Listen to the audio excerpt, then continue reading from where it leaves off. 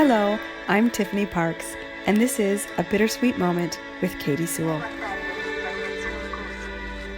Hello, this is The Bittersweet Life. I'm Katie Sewell, and this is your midweek Bittersweet Moment. On Monday, we heard from a lot of listeners with our listener mailbag. And there was one email more that I wanted to share with you. One that's a bit more of an epic story, and one that is leading to another big story. This story we may very well follow up with and have the writer on as a guest after the main event. You'll see what I mean when you listen to this email. I'm going to go ahead and dive right in. This is from Jordan, and the subject line is A Bittersweet Boat Funeral. Hello, Katie. I hope you're doing well. I got a bittersweet thing that's happening in my life right now, and I wanted to share it. In about 6 weeks, I'm destroying a rowboat named after my father. He died of asthma when I was 3. The name is the James Robert Hansen. At 23, 3 of my friends and I took it from New York to England in a rowing race, won it, and got a Guinness Record. At 30, 3 new friends and I took it from Senegal to Miami. Turned the whole project into a science experiment/student outreach project and rowed for 72 days. On the 73rd, we capsized. Rescued 12 hours later, and a day later landed in Puerto Rico.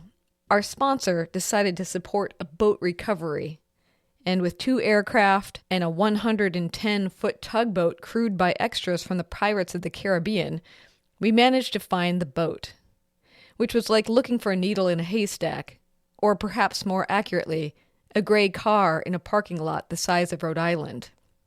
But we found it. We recovered footage, science equipment, a wedding ring, passports, and a waterlogged boat that, despite our best efforts, got smashed up against the side of the tug. For this and several other reasons, the boat was no longer safe to use again.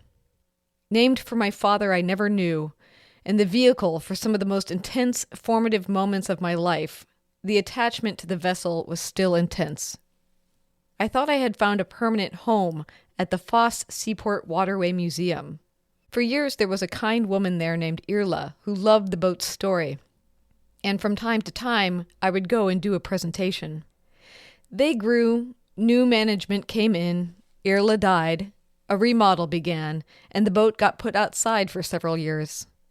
Just before the pandemic, I had planned a meeting with the folks at Foss Seaport to re-engage and see if I could get the new decision-makers excited about the boat. Then the pandemic happened. A few years passed and it became clear that it would no longer remain at Foss. By this time, the outdoor storage had not done her any favors. A homeless person had been sleeping in her. And for a brief moment, this made me mad. Then I thought about all the shelter the boat had given, and I hoped this person had felt sheltered, at least for a moment, for the storm in their life. It was hard to imagine another museum clamoring for her, so the decision was made to decommission her, which is a nice way to say destroy her. Even at its simplest, this is a bit more complex than people think. People joked with me, even other crewmates, we could sink her, we could burn her. Won't you have a Viking funeral? Fiberglass boats do not make good reefs. They're just litter.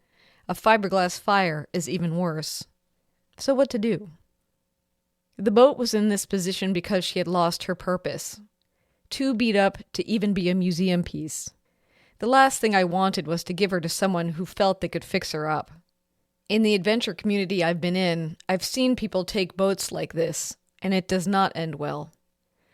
She needed one more mission, and hopefully it would be a ridiculous mission. We worked our contacts and decided that her last mission would be to deliver beer for a party for the race to Alaska, a non-motorized race from Port Townsend to Alaska that has a party called the Ruckus. They liked the idea, so that's what we're doing. On May 30th, we will load the boat with beer in Tacoma, arrive a few days later. After the race starts, we will have a jazz funeral/Irish wake. The boat will row with a bagpipe escort to the boat ramp, to a boatyard where she will be torn apart, put in a dumpster, and ground to pieces, then recycled. On the way back, we'll meet a jazz band on the shore and proceed to a bar for a wake. This boat has meant a lot to me, but also to a lot of people. I've been using this as a way to get the most people who were involved in these projects together. I have no idea who will show up. Whoever is supposed to be there will be. I've hated every step of this since we came up with the idea last August. I would hate it more if I didn't do it. Every step of this is full of so much extra emotion that simple things are heavy and hard.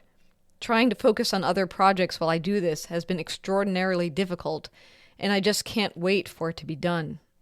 Sometimes I'll send an email or have a phone call, stop, ponder, and then just start weeping. But if I didn't do it in this way that was honest to what we put into these projects over the years, I would be sadder in the end. That being said, I won't get out of being sad. I think this is just as much a wake for my dad as it is for the boat. He never had a wake. My family doesn't do memorials on that side. That was a point of pride as a younger person, a perceived stoicism in my family. But now I think I question that. Maybe that's just what's hard for kids who lose parents.